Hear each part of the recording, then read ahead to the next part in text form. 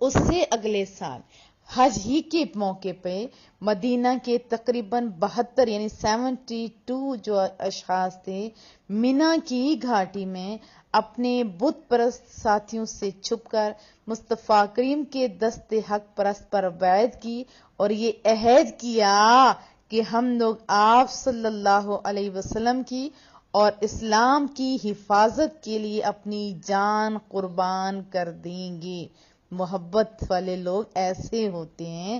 اس موقع پر مصطفیٰ کریم صلی اللہ علیہ وسلم کے چچا حضرت عباس رضی اللہ تعالیٰ عنہ بھی موجود تھے، جو ابھی تک مسلمان نہیں ہوئے تھے۔ انہوں نے مدینے والوں سے کہا کہ دیکھو، محمد صلی اللہ علیہ وسلم اپنے خاندان بنی ہاشم میں ہر طرح محترم اور باعزت ہیں۔ ہم لوگوں نے دشمنوں کے مقابلے میں سینہ سپر ہو کر ہمیشہ ان کی حفاظت کی ہے۔ اب تم لوگ ان کو اپنے وطن میں لے جانے کی خواہش مند ہو تو سن لو، اگر مرتے دم تک تم لوگ ان کا ساتھ دے سکو تو بہتر، ورنہ ابھی سے کنارہ کش ہو جو۔ ان کے دل میں محبت تو تھی نا۔ یہ سن کر حضرت برا بن عازب رضی اللہ تعالی عنہ طیش میں آ کر کہنے لگے، ہم لوگ تلوار کی گود میں پلے ہیں، ہم لوگ بہادر ہیں، ہم تلوار کی گود میں پلے ہیں۔ حضرت برا بن عازب رضی اللہ تعالیٰ عنہ اتنا ہی کہنے پائے تھے کہ حضرت ابو الہیثم رضی اللہ تعالیٰ عنہ نے بات کاٹتے ہوئے یہ کہا، یا رسول اللہ صلی اللہ علیہ وسلم، ہم لوگوں کے یہودیوں سے پرانے تعلقات، اب ظاہر ہے کہ ہم اب مسلمان ہو جانے کے بعد ان سے تعلقات نہیں رکھ پائیں گے، تعلقات ٹوٹ جائیں گے۔ کہیں ایسا نہ ہو کہ جب اللہ تعالیٰ آپ صلی اللہ علیہ وسلم کو غلبہ عطا فرمائے تو آپ ہم لوگوں کو چھوڑ کر اپنے وطن مکہ واپس چلے جاؤ۔ تو محبوب صلی اللہ علیہ وسلم نے مسکراتے ہوئے جواب دیا کہ تم اطمینان رکھو، تمہارا خون میرا خون ہے۔ کتنا احساس بخشا، مسکرا کے جواب دیا محبوب نے، اللہ اکبر۔ تمہارا خون میرا خون ہے اور یقین کرو میرا جینا میرا مرنا تمہارے ساتھ، میں تمہارا ہوں، تم میرے ہو۔ کتنا خوبصورت احساس دلوایا، تم میرے ہو میں تمہارا ہوں، تمہارا دشمن میرا دشمن اور تمہارا دوست میرا دوست ہے۔ انصار یہ بیعت کر رہے تھے نا، تو حضرت سعد بن زرارہ رضی اللہ تعالیٰ عنہ نے یا حضرت عباس رضی اللہ تعالیٰ عنہ نے کہا کہ میرے بھائیو، تمہیں یہ بھی خبر ہے کہ تم لوگ کس چیز پر بیعت کر رہے ہو؟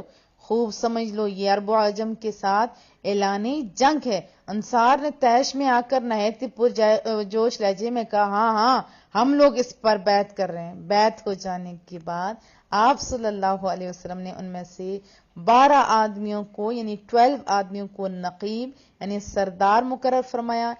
ان میں 9 آدمی قبیلہ خزرج کے اور 3 اشخاص جو تھے قبیلہ اوس کے تھے۔ چلیں ان کے نام بھی جان لیتے ہیں، یاد نہیں رہے گا تو کیا ہوا، سن تو لیتے ہیں نا سوڑوں کے نام۔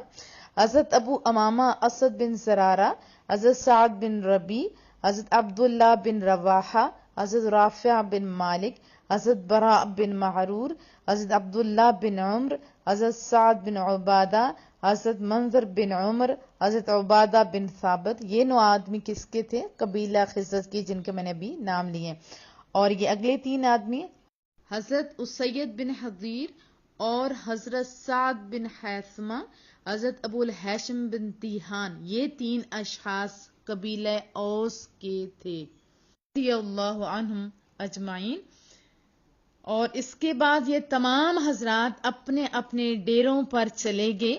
صبح کے وقت جب قریش کو اطلاع پہنچی نا تو انہیں بڑا غصہ آیا، بہت ہی غصہ، اور ان لوگوں نے ڈانٹ کر مدینے والوں سے پوچھا کہ کیا تم لوگوں نے ہمارے ساتھ جنگ کرنے پر مصطفیٰ کریم سے بیعت کی ہے؟ تو انصار کے کچھ ساتھیوں نے جو مسلمان نہیں ہوئے تھے اپنی لاعلمی ظاہر کی، تو یہ سن کر قریش واپس چلے گئے۔